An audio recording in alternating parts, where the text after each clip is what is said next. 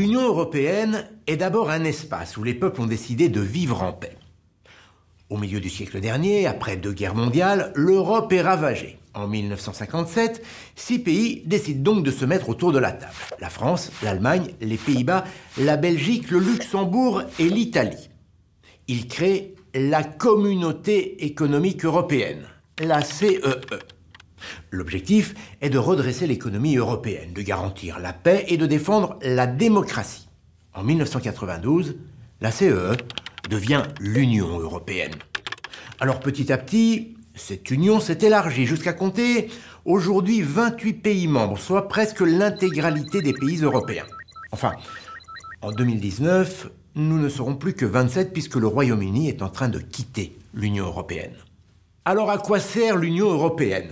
Eh bien, sans que les pays perdent leur souveraineté, elle permet de mettre en place une politique commune à tous les pays membres pour, par exemple, accompagner les entreprises, l'industrie, l'agriculture, aider les pays en difficulté économique ou encore protéger l'environnement.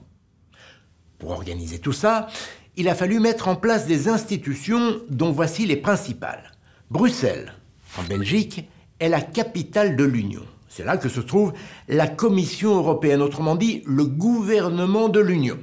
Et le Conseil de l'Union européenne, où se réunissent les ministres de chaque pays membre pour coordonner les politiques européennes. Ce Conseil est présidé tous les 6 mois par un pays différent. À Strasbourg se trouve le Parlement européen, où siègent les 751 députés élus par les citoyens européens. Ils votent les lois européennes.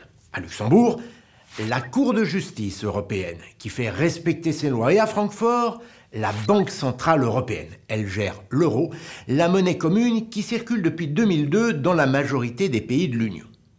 Toutes ces institutions s'occupent notamment de régir ce que l'on appelle le marché commun. Au sein de l'Europe, les marchandises et les citoyens peuvent circuler librement. Je peux, par exemple, travailler ou ouvrir une entreprise dans un autre pays de l'Union européenne et partir en vacances en Italie sans montrer mon passeport à la frontière. Grâce à ce marché commun, l'Union européenne est devenue la première puissance économique mondiale.